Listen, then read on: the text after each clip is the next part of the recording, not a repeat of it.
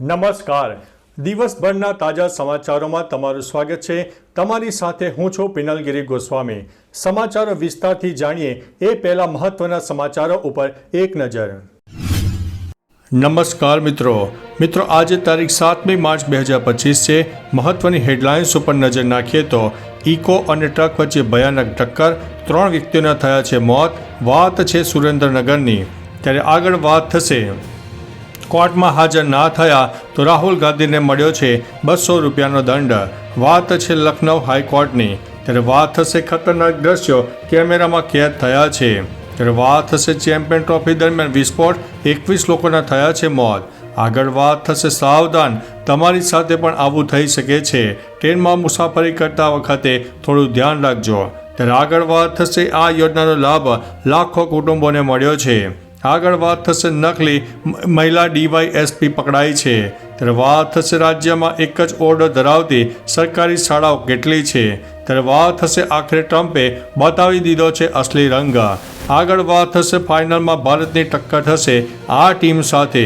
ત્યારે વાત થશે ક્વાંટ તાલુકામાં નલ સે જલ યોજના નિષ્ફળ જોવા મળી રહી છે. ત્યારે વાત થશે ચેમ્પિયન ટ્રોફીમાં પૈસાનો થશે વરસાદ. ત્યારે આગળ વાત થશે વાતાવરણમાં ઓક્સિજનના ઘટતા પ્રમાણથી વૈજ્ઞાનિકો ચિંતામાં છે. આગળ વાત થશે સમુદ્રના સ્તર વધવાથી 2050 સુધીમાં કરોડો લોકો ઉપર મોટું જોખમ. હવે મિત્રો સમાચારો વિસ્તારથી. વૈજ્ઞાનિકોએ ચેતવણી આપી છે કે ગ્લોબલ વોર્મિંગના કારણે 2050 સુધીમાં સમુદ્રનું સ્તર નોંધપાત્ર રીતે વધશે, જેનાથી તટવર્તી વિસ્તારોમાં વસતા કરોડો લોકો વિસ્થાપિત થઈ શકે છે. આ વધતા જળસ્તરના કારણે અનેક શહેરો અને ટાપુઓ પર પૂરના જોખમમાં વધારો થયો છે. જોકે કાર્બન ઉત્સર્જન ન ઘટાડવામાં આવે તો સ્થિતિ વધુ વણશે. પર્યાવરણવિદો તાત્કાલિક પગલાં લેવા માટે અનુરોધ કરી રહ્યા છે. મિત્રો, અન્ય મહત્વના સમાચારની વાત કરીએ તો વાતાવરણમાં ઓક્સિજનના ઘટતા પ્રમાણથી વૈજ્ઞાનિકો ચિંતિત છે. ગત કેટલાક દાયકામાં પૃથ્વીના વાતાવરણમાં ઓક્સિજનનું પ્રમાણ ધીમે ધીમે ઘટી રહ્યું છે, જેથી વૈજ્ઞાનિકો ચિંતિત છે. સંશોધકોએ નોંધ્યું છે કે ઉદ્યોગો, ડિફોરેસ્ટેશન અને કાર્બન ડાયોક્સાઇડના વધતા સ્તરથી ઓક્સિજનના પ્રમાણ ઉપર અસર થઈ રહી છે. જોકે આ ઘટાડો હમણાં તાત્કાલિક જોખમરૂપ નથી, પરંતુ લાંબા ગાળે તે પર્યાવરણ અને માનવ આરોગ્ય ઉપર અસર કરી શકે છે. મિત્રો, અન્ય મહત્વના સમાચારની વાત કરીએ તો ચેમ્પિયન ટ્રોફીમાં પૈસાનો થશે વરસાદ. ICC અનુસાર ટાઇટલ વિજેતા ટીમને 19.5 કરોડ રૂપિયાની મોટી રકમ આપવામાં આવશે. રનરઅપ ટીમને 9.75 કરોડ રૂપિયાની ઇનામી રકમ મળશે.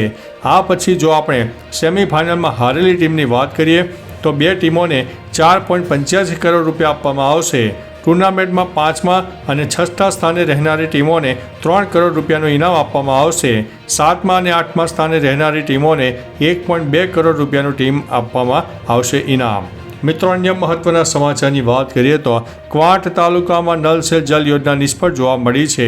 ક્વાંટ તાલુકામાં નલ સે જલ યોજના નિષ્ફળ થઈ હોવાનો આક્ષેપ કારોબારી અધ્યક્ષે મૂક્યો છે. કારોબારી અધ્યક્ષ પિન્ટુ રાઠવાએ યોજનાની કામગીરી સામે ગંભીર સવાલો ઉઠાવ્યા છે. તેમણે જણાવ્યું છે કે ગામમાં ઘેર નળ તો બેસાડેલા છે, પરંતુ આજ દિન સુધી એક ટીપું પાણી આવ્યું નથી. પાણીની ટાંકી પણ ખોટી જગ્યાએ બનાવવામાં આવી છે. અધિકારીઓ અને કોન્ટ્રાક્ટરોની મિલીભગતથી યોજનામાં મોટા પાયે ભ્રષ્ટાચાર થયો છે. મિત્રો, અન્ય મહત્વના સમાચારની વાત કરીએ તો ફાઇનલમાં ભારતની ટક્કર થશે આ ટીમ સાથે. ચેમ્પિયન ટ્રોફીની બીજી સેમીફાઇનલ દક્ષિણ આફ્રિકા અને ન્યૂઝીલેન્ડ વચ્ચે રમાઈ હતી. આ મેચમાં ન્યૂઝીલેન્ડની જીત થઈ હતી. ન્યૂઝીલેન્ડની જીતમાં સચિન રવિન્દ્ર 108 રન અને કેન વિલિયમસનના 102 રનની મહત્વપૂર્ણ ભૂમિકા હતી. હવે ફાઇનલમાં ન્યૂઝીલેન્ડ ભારત સાથે ટકરાશે. આ પહેલાં ભારતે ઓસ્ટ્રેલિયાને સેમીફાઇનલમાં હરાવીને ફાઇનલમાં એન્ટ્રી પણ કરી લીધી હતી. મિત્રો, અન્ય મહત્વના સમાચારની વાત કરીએ તો આખરે ટ્રમ્પે બતાવી દીધો અસલી રંગ. અમેરિકાના રાષ્ટ્રપતિ ડોનાલ્ડ ટ્રમ્પે અંતે પોતાનો અસલી રંગ બતાવી દીધો છે. વાત એમ છે કે અમેરિકાએ ભારત પર 100% ટેરિફ લગાવવાની જાહેરાત કરી છે. હવે 2 એપ્રિલથી અમેરિકાથી આયાત થતી વસ્તુઓ પર ભારતે 100% ટેરિફ આપવો પડશે. ડોનાલ્ડ ટ્રમ્પે ભારતીય સમય મુજબ બુધવારે સવારે અમેરિકાની કોંગ્રેસ એટલે કે ત્યાંની સંસદમાં 1 કલાક 44 મિનિટ ભાષણ આપ્યું હતું. આ ભાષણમાં ટ્રમ્પે પાકિસ્તાનની સરકારનો પણ આભાર માન્યો હતો. મિત્રો, અન્ય મહત્વના સમાચારની વાત કરીએ તો રાજ્યમાં એક જ ઓર્ડર ધરાવતી શાળાઓ કેટલી? વિકસિત ગુજરાતની વાસ્તવિકતા રજૂ કરતો એક રિપોર્ટ સામે આવ્યો છે. વિધાનસભાના પ્રશ્નકાળમાં આ બાબતે મોટો ઘટસ્ફોટ થયો છે. માહિતી સામે આવી છે કે રાજ્યમાં એક જ ઓર્ડર ધરાવતી 337 સરકારી પ્રાથમિક શાળાઓ છે. સરકારે જવાબ આપ્યો છે કે છોટાઉદેપુર જિલ્લામાં 215 સ્કૂલમાં ફોલ્ડિંગ ઓરડા છે અને એ ઓરડા જર્જરિત છે, જેમાં બાળકો બેસતા નથી અને સામે નવા ઓરડા ફાળવવા માટે દરખાસ્ત પણ કરી નથી. મિત્રો, અન્ય મહત્વના સમાચારની વાત કરીએ તો નકલી મહિલા ડીવાયએસપી ઝડપાઈ છે. રાજ્યમાં નકલીનો રાફડો ફાટ્યો હોય એમ હવે નકલી પણ ચાલી રહ્યું છે. ત્યારે હવે આણંદથી નકલી મહિલા ડીવાયએસપી ઝડપાઈ છે. સોજિત્રાની નિશા વોરાની પોલીસે ધરપકડ કરીને તપાસ શરૂ કરી છે. મહિલા કહી રહી છે કે તે ડીવાયએસપી છે અને અમદાવાદ સાયબર ક્રાઇમમાં ફરજ બજાવે છે. હવે પોલીસના ઉચ્ચ કક્ષાના અધિકારી પણ નકલી હોય એવી સ્થિતિ ઊભી થઈ છે. પોલીસ સમગ્ર મામલે તપાસ કરી રહી છે. મિત્રો, અન્ય મહત્વના સમાચારની વાત કરીએ તો આ યોજનાનો લાભ લાખો કુટુંબોને મળ્યો છે. કેન્દ્ર સરકારે જુદી જુદી યોજના હેઠળ 5 વર્ષ પહેલાં પીએમ મોદીએ અંત્યોદય કુટુંબોને ટેકો આપવા માટે પ્રધાનમંત્રી ગરીબ કલ્યાણ અન્ન યોજનાની જાહેરાત કરી હતી. આ યોજના હેઠળ ગુજરાતમાં સરકાર દ્વારા વર્ષ 2024માં 21.91 લાખ મેટ્રિક ટન અનાજના જથ્થાનું વિતરણ કરવામાં આવ્યું હતું, જેની અંદાજિત બજાર કિંમત 7,529 કરોડ રૂપિયા છે. ગુજરાતમાં 76 લાખથી વધુ કુટુંબોને આ યોજનાનો લાભ મળી રહ્યો છે. મિત્રો, અન્ય મહત્વના સમાચારની વાત કરીએ તો સાવધાન, તમારી સાથે પણ આવું થઈ શકે છે. ટ્રેનમાં મુસાફરી કરતા મુસાફરો માટે ખાસ ઉપયોગી માહિતી શેર કરવામાં આવી છે. ઘણીવાર મોબાઈલ કે પાકીટ જેવી કિંમતી વસ્તુઓની લૂંટ કે ચોરીમાં ટ્રેનની મુસાફરી થતી હોય છે. ત્યારે અહીં શેર કરવામાં આવેલ એક વિડીયોમાં એવી જ એક ઘટના જોવા મળી. તમે મુસાફરી કરતા હોય ત્યારે તમારી સાથે પણ આવું થઈ શકે છે. આથી મુસાફરીમાં તમારી કિંમતી ચીજવસ્તુઓને સાવચેત રાખો અને આજુબાજુના વાતાવરણથી વાકેફ રહો. મિત્રો, અન્ય મહત્વના સમાચારની વાત કરીએ તો ચેમ્પિયન ટ્રોફી દરમિયાન વિસ્ફોટ, 21 લોકોના થયા છે મોત. પાકિસ્તાનમાં ચેમ્પિયન ટ્રોફી ચાલી રહી છે. આ દરમિયાન ખૈબર પખ્તુનખ્વામાં આર્મી કેમ્પ ઉપર 2 હુમલા થયા.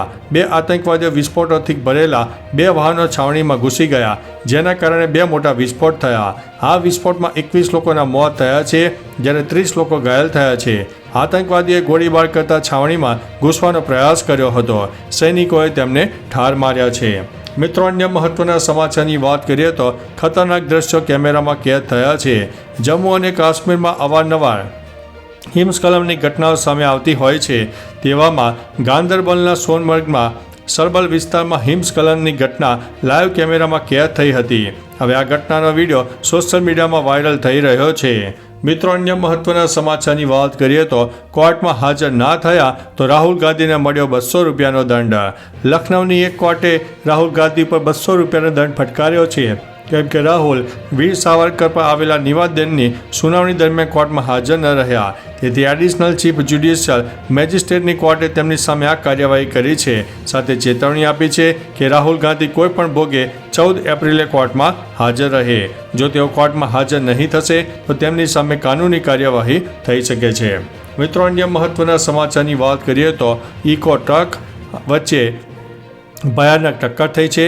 3 લોકોના થયા છે મોત. સુરેન્દ્રનગર જિલ્લાના ધાંગધ્રા માલવણ હાઈવે પર ઇકો કાર અને ટ્રક વચ્ચે ભયંકર અકસ્માત થયો. 3 વ્યક્તિનું ઘટના સ્થળે મોત થયું હતું, જ્યારે 4 ગંભીર રીતે ઈજાગ્રસ્ત થયા છે. ઘટનાની જાણ થતાં સ્થાનિકો અને રાહદારીઓએ મદદ કરી હતી. પોલીસ અને એમ્બ્યુલન્સ સ્થળે પહોંચીને ઘાયલોને તાત્કાલિક સારવાર માટે ખસેડ્યા હતા અને હાઈવે ઉપર ટ્રાફિક જામ પણ સર્જાયો હતો. તો ચાલો મિત્રો, ફરીથી દેશ અને દુનિયાના સુપરફાસ્ટ સમાચાર લઈને મળતા રહીશું. ત્યાં સુધી અમને રજા આપશો. નમસ્તે.